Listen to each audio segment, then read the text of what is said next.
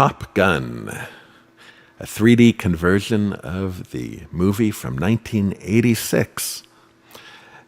We don't see a lot of conversions from the late 80s, which is unfortunate.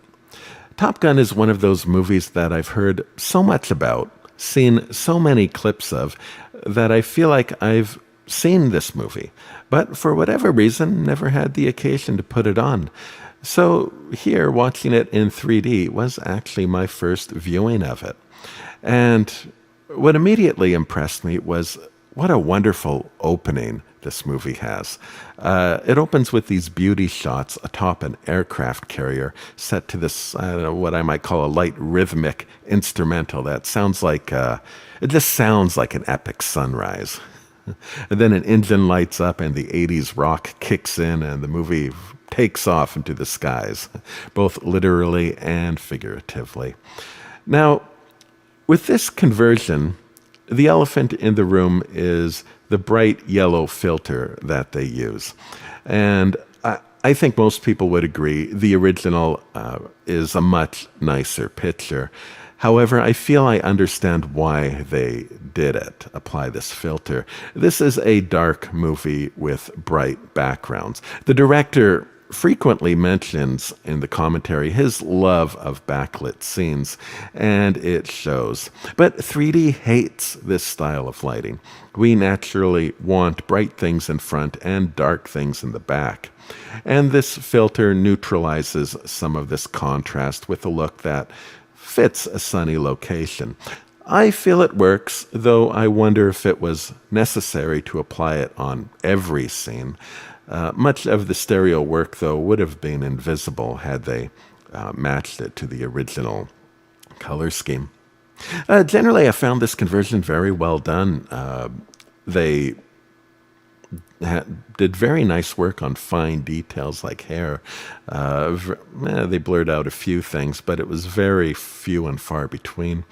It doesn't have any flashy moments. It goes into the screen and not out. They choose to space things out very naturally when we're on the ground. But in the sky, they do give the planes a satisfying separation from the sky and each other. You could not achieve that kind of stereo image by filming planes in stereo. And sometimes movies will leave such a shot relatively flat as it is more realistic to what we'd see from the ground. But that's boring, and I'm glad they didn't do that here. Now, the first movie that showed planes fighting in the sky was made by Howard Hughes.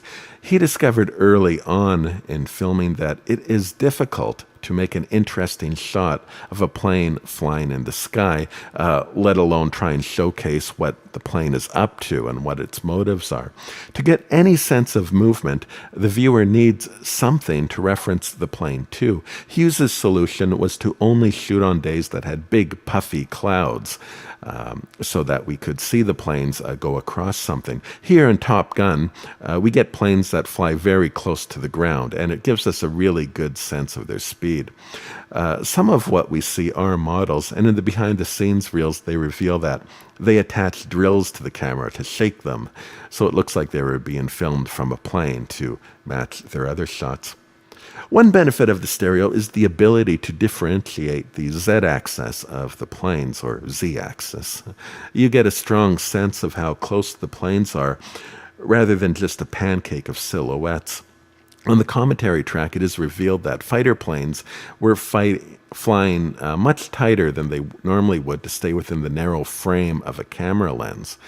And one instructor pointed out if any plane fired their gun at this range, the fallout would take out the entire group of planes. Now, I happened to watch the movie The Northman the day before I sat down to see this. Now, The Northman is a crazy movie that focuses a lot on communal rituals. It takes place, I think, in the Dark Ages. But I noticed the locker room shots here in Top Gun achieve much the same thing. Now, they're not sprinkling themselves in blood and bugging out on mushrooms, but it's just a banter and rivalry. It has a way of drawing out the spirit. God doesn't exist in any particular person, but in the friction produced between them. And on the Blu-ray, there's a 2.5 hour making of Featurette that is as fun to watch as the movie itself. It's the kind of behind the scenes that makes you want to run out and make a movie. And Top Gun is the kind of movie that makes you want to run out and join the Navy. Either decision will lead to a great deal of work and very little party time. But again, it's not the prize, but the conflict we're chasing.